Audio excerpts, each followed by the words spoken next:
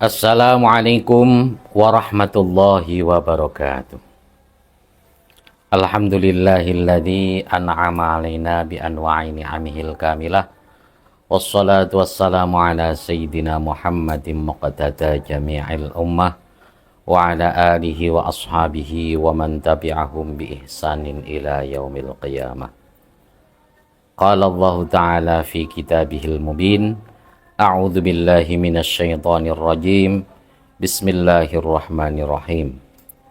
Ya ayyuhalladzina amanu kutiba alaikumusyamu kama kutiba alal ladzina min qablikum la'allakum tattaqun. Kaum muslimin muslimat rahimakumullah, puja-puji syukur kita panjatkan kehadirat Allah Subhanahu wa taala yang senantiasa melimpahkan nikmat-nikmat dan karunia-Nya kepada kita. Yang nikmat-nikmat Allah Subhanahu wa taala itu kita rasakan, namun kadang-kadang kita tidak merasa bahwa itu adalah anugerah besar dari Allah Subhanahu wa taala. Sehingga Allah Subhanahu wa taala mengatakan dan menyatakan dalam Al-Qur'an, "Wa mal hayatud dunya illa mata'ul ghurur." Dan tidak ada kehidupan dunia ini kecuali keindahan yang menipu saja. Kadang-kadang kita itu merasa bahwa itu nikmat Allah Subhanahu wa taala ketika kita belum mendapatkan. Kita bayangkan itu nikmat, enak.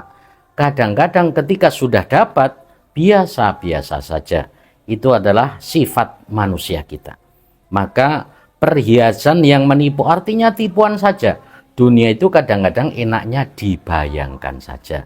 Kalau sudah jadi kenyataan, biasa-biasa saja kita rasakan. Maka tidak ada yang bisa merasakan indahnya dan kebahagiaan dunia kecuali orang-orang yang mau bersyukur kepada nikmat Allah Subhanahu wa taala. Salawat salam semoga senantiasa dilimpahkan kepada Nabi kita, Nabi besar Muhammad sallallahu alaihi wasallam, pelita jagat, pemimpin umat yang sanggup memberikan syafaat pada hari kiamat. Ma'asyiral muslimin rahimakumullah, manusia hidup dalam 3 dimensi waktu. Masa lalu, masa sekarang, dan masa yang akan datang. Masa lalu adalah kenangan, masa sekarang adalah kenyataan, dan masa yang akan datang adalah harapan, impian, hayalan, atau cita-cita. Orang yang baik adalah orang yang bisa mengambil pelajaran dari masa lalu, menentukan sikap pada hari ini, dan merencanakan hari yang akan datang. Sehingga hari ini harus lebih baik daripada kemarin, dan besok harus lebih baik daripada hari sekarang ini. Baginda Nabi SAW bersabda, "Man kana yaumuhu khairan min amsihi fahuwa rabihun." Siapa yang hari ini lebih baik daripada kemarin, maka dia adalah orang yang beruntung. Wa man kana yaumuhu mithla amsihi fahuwa maghbunun. Siapa yang hari ini sama dengan kemarin, maka dia adalah orang yang rugi. Wa man kana yaumuhu syarram min amsihi fahuwa mal'unun. Dan barang siapa yang hari ini lebih buruk daripada kemarin, maka dia adalah orang yang celaka. Maka dalam konteksnya dengan itulah, pada saat ini kita alhamdulillah diberi kesempatan oleh Allah masuk pada bulan suci Ramadan. Bulan yang mubarak, bulan yang penuh berkah, di mana Allah Subhanahu wa taala mencurahkan rahmat, maghfirah, dan kemerdekaan kita dari neraka di bulan suci Ramadan ini. Maka apa yang dimaksud dengan bulan suci Ramadan dan puasa itu? Di bulan suci Ramadan kita melaksanakan puasa. Yang dalam firman Allah Subhanahu wa taala, Allah berfirman, "Ya ayyuhalladzina amanu kutiba alaikumusyamu kama kutiba alal ladzina min qablikum la'allakum tattaqun." Hai orang-orang yang beriman, diwajibkan atas kamu berpuasa sebagaimana diwajibkan atas orang-orang sebelum kamu supaya kamu bertakwa. Jadi Ramadan itu adalah bulan proses, bulan puasa, di mana kita diproses oleh Allah Subhanahu wa taala, yang hasilnya nanti setelah Ramadan, setelah puasa dilaksanakan, la'allakum tattaqun, supaya kita menjadi orang-orang yang bertakwa. Kalau puasa kita laksanakan, kemudian setelah selesai Ramadan tidak ada perubahan pada diri kita, maka apa yang disabdakan Nabi itu akan menjadi kenyataan. Kam min shaimin laisa lahu min syamihi illal ju' wal atos. Banyak sekali orang yang berpuasa tapi tidak mendapatkan apa-apa dari puasanya kecuali lapar dan dahaga. Proses yang tidak ada hasil. Wah, ini sangat rugi sekali. Maka analoginya kalau kita puasa ini sebagaimana ulat ya, Bapak Ibu. Ulat itu kita lihat yang ketika menjadi ulat semua orang jijik. Jangankan orang tua ya, jangankan anak-anak, orang tua saja lihat ulat itu jijik. Ulat bulu, ada ulat tempe, ada ulat yang macam-macam, itu dilihat saja menjijikkan. Apa pekerjaan ulat? Tiap hari pekerjaannya cuma makan, tidur, makan, tidur, makan, tidur. Dan di mana dia bertempat, dia makan akan merusak. Di pohon jambu rusak jambunya, di buah jambu juga rusak jambunya dimakan ulat.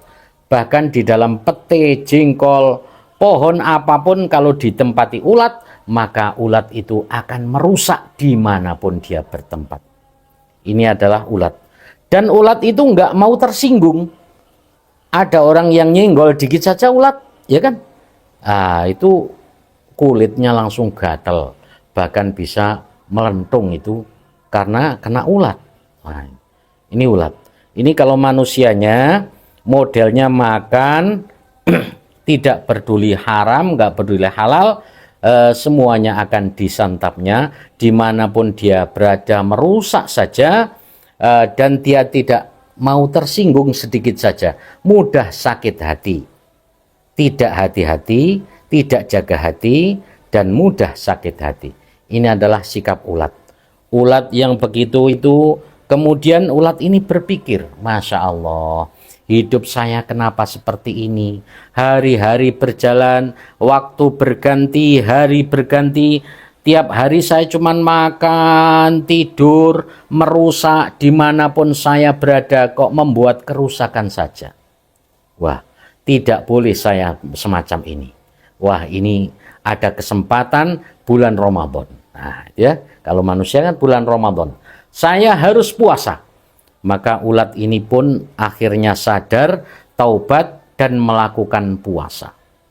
Menahan diri dari segala yang membatalkan puasa. Nggak makan, nggak minum, nggak ngapa-ngapa yang membatalkan puasa.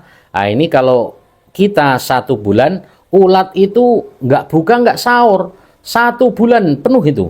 Kalau ulat sutera dulu saya pernah tanya itu 27 hari itu dia puasa, bertapa, nggak makan, nggak minum, nggak kemana-mana. Dia tenang, diam di tempat saja selama 27 hari. Maka setelah 27 hari akan terjadi perubahan. Yang tadinya menjijikkan itu, bulu-bulunya sudah berganti dengan kulit atau dikemas, ada kemasannya, yaitu yang namanya kepompong, jadi kemompong.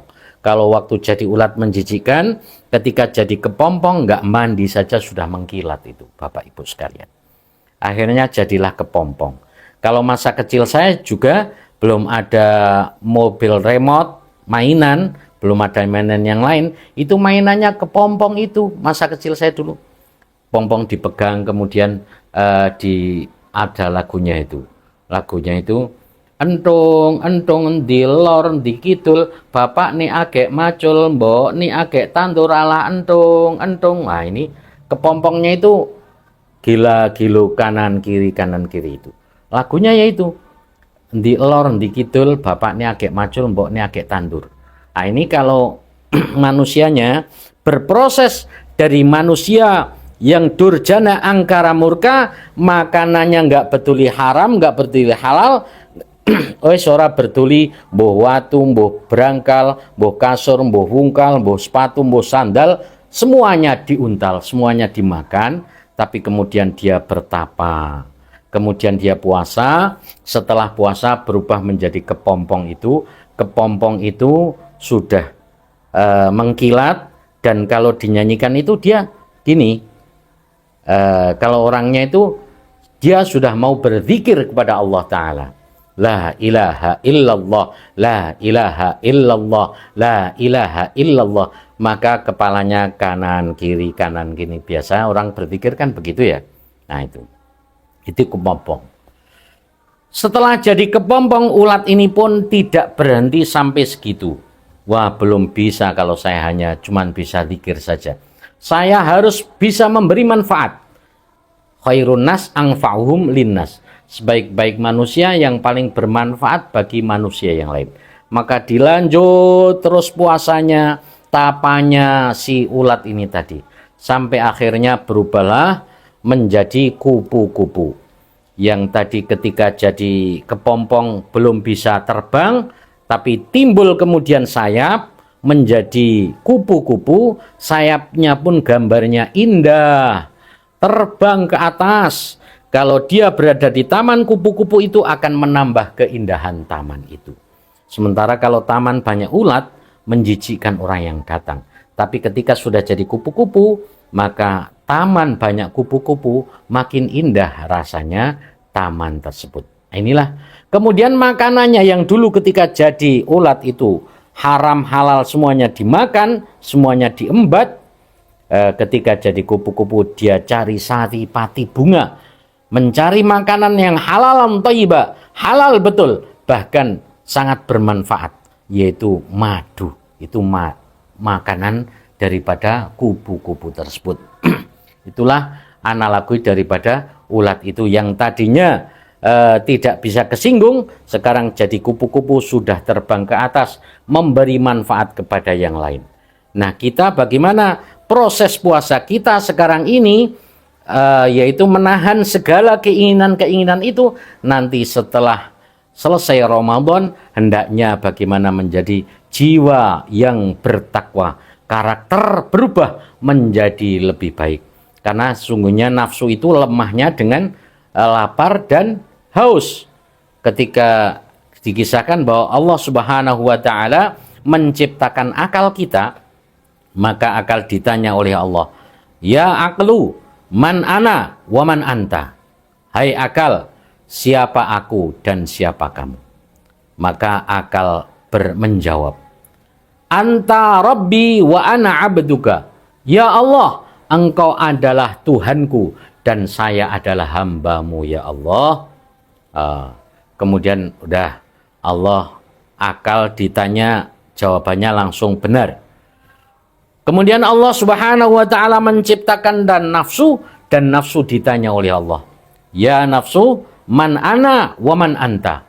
Maka nafsu menjawab, ana anta, aku ya aku, kamu ya kamu. Kok tanya-tanya? Wah, ini nafsu ini menjengkelkan nafsu ini. Maka Allah murka, kemudian nafsu itu dimasukkan, disiksa ke dalam neraka, yaitu neraka panas selama 1000 tahun.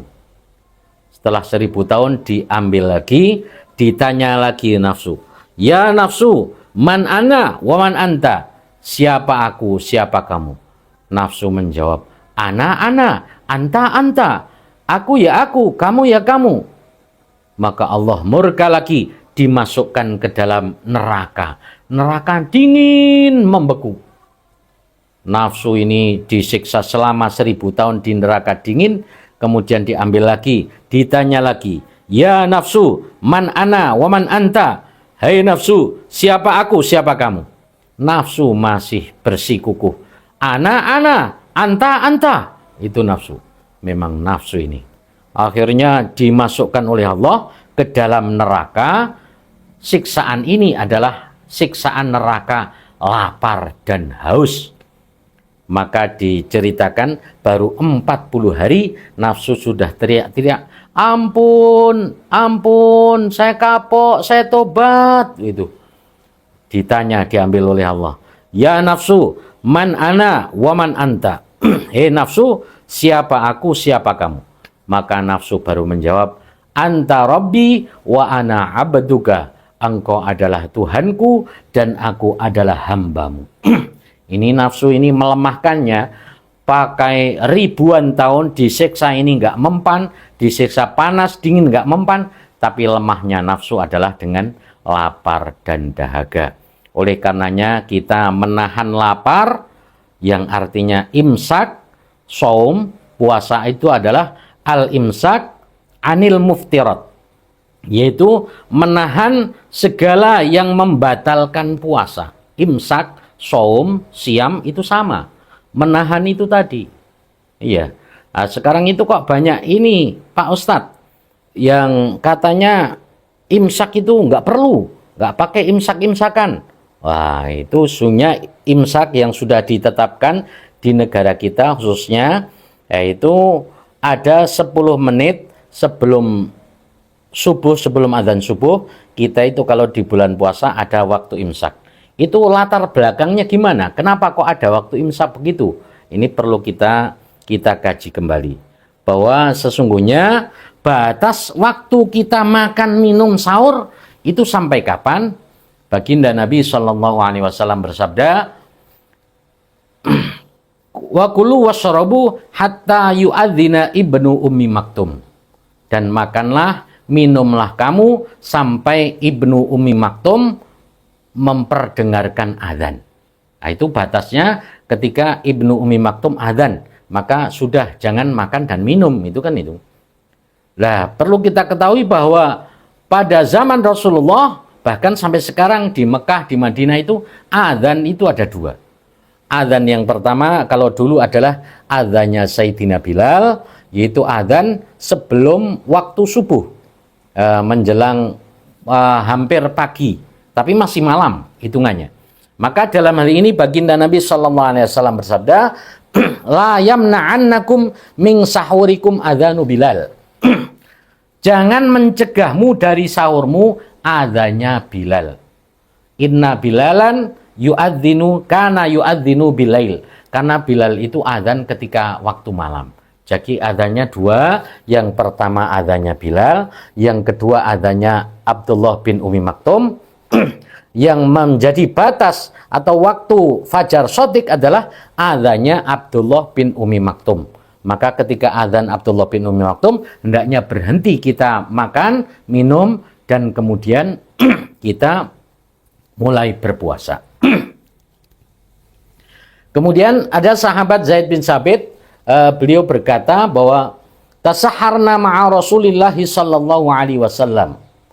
Kami pernah sahur bersama baginda Nabi sallallahu alaihi wasallam, tsumma qama ila shalah. Kemudian beliau mendirikan salat. Maka ditanya oleh sahabat Anas, kam kana bainal adzan was sahur? Wahai Zaid, berapa jarak antara adzan dan sahurnya Rasulullah sallallahu alaihi wasallam? Maka beliau menjawab, qadru khamsina ayah, yaitu kurang lebih bacaan 50 ayat. Kalau dibaca dengan tartil, 50 ayat itu sekitar kurang lebih 10 sampai 15 menit. Maka ini antara sahur dengan subuh. Itu baginda Nabi SAW bukan selesai sahur langsung adzan subuh, bukan. Tapi kira-kira 50 ayat. Itu di zaman Nabi yang menentukan fajar shadiq adalah adzannya Ibnu Ummi Maktum. Nah sekarang beliau sudah tidak adzan lagi. Sudah tidak ada. Maka ulama-ulama ahli falak, ulama ahli hisab, itulah yang menghitung kemudian kapan fajar itu tiba, kapan fajar terbit, kapan matahari terbenam, dan sebagainya. Ini ulama ahli hisab dan falak kemudian menyusun jadwal sholat, jadwal waktu sholat yang ada sekarang. Ini adalah susunan daripada ulama-ulama ahli falak, ahli hisab. Nah kemudian dalam ilmu hisab dan falak, ketika membuat jadwal waktu sholat, itu semua jadwal waktu sholat, maka akan disepakati untuk ditambah waktu ihtiyat. Karena hati-hati. Karena batas waktu itu cuma garis saja. Sehingga kalau sebelum waktunya nanti sudah sholat, maka sholatnya tidak sah. Maka seumpama atau contoh waktu subuh. Waktu subuh itu 4:30 menit, ya. Maka ulama ini akan memberi waktu ihtiyat supaya sudah betul-betul masuk, dan ihtiyatnya 2-5 menit. Maka ditambah 5 menit menjadi 4:35 menit. Ini untuk ihtiyat sholatnya, ya. Sehingga kalau ada azan itu sudah pasti waktu memang sudah betul-betul masuk waktu subuh, sehingga orang sholat sah. Nah, kemudian ihtiyat puasanya juga begitu, tapi puasanya mundur. Sehingga di jadwal itu akan ditulis bahwa jadwal imsak 4:25 menit. Karena hati-hati jangan sampai nanti ternyata sudah subuh, sehingga hati-hati itu 5 menit sebelumnya sudah dikasih peringatan atau waktu imsak itu tadi. Maka kemudian adalah di situ 5 menit ihtiyat puasa, 5 menit ihtiyat sholat, sehingga jadinya 10 menit. Itulah waktu imsak yang sekarang ada ini. Sekarang banyak yang mengatakan imsak itu kan nggak berguna, itu nggak ada dasarnya. Itu yang kita harus hati-hati. Jangan sampai ulama dulu yang memang sudah membuat jadwal ini dengan ihtiyat, hati-hati, dan sudah diadakan waktu imsak ini, kemudian kita dengar perkataan bahwa tidak perlu imsakan dan sebagainya, akhirnya kita tidak menggunakan waktu imsak atau ihtiyat, yang akhirnya malah justru batal puasa kita. Sebab kalau kita kemudian makan sampai adzan subuh, sebenarnya waktu subuh, waktu fajar itu 4:30 menit yang lalu. Kok sampai 4:35 menit? Gara-gara baru adzan kita masih makan, maka tentu saja sudah lewat 5 menit yang lalu puasa. Kita batal puasanya. Maka apa imsak itu lampu merah? Imsak memang bukan lampu merah, tapi jangan sampai habis, ya separuh lah. 5 menit setengah dari imsak itu nggak apa-apa, kita masih ihtiyat, tapi itu pun kalau nggak hati-hati, kalau nggak terdesak usahakan ya memang waktu imsak itu kita berhenti. Insya Allah nanti bagaimana kita usahakan puasanya pun afsah, sah, puasanya bagus, kemudian hasilnya nanti akan membentuk karakter yang bertakwa. Dengan kesungguhan kita menahan dari perkara-perkara yang membatalkan puasa dengan sungguh-sungguh. Mudah-mudahan Allah Subhanahu wa Ta'ala akan memberikan kepada kita kekuatan dan hidayah, sehingga puasa yang kita laksanakan betul-betul menjadi puasa yang diterima di sisi Allah Subhanahu wa Ta'ala. Berubah jiwa kita hari ini lebih baik daripada kemarin, dan besok lebih baik daripada hari sekarang ini. Demikian yang saya sampaikan. Segala kekhilafan dan kesalahan mohon maaf yang sebesar-besarnya. Ada benarnya datangnya dari Allah Ta'ala, ada kekurangannya karena kekhilafan saya, mohon maaf. Aqulu qouli hadza wa astaghfirullahaladzim li wa lakum, wallahu waliyut taufiq li aqwamit thoriq. Wassalamualaikum warahmatullahi wabarakatuh.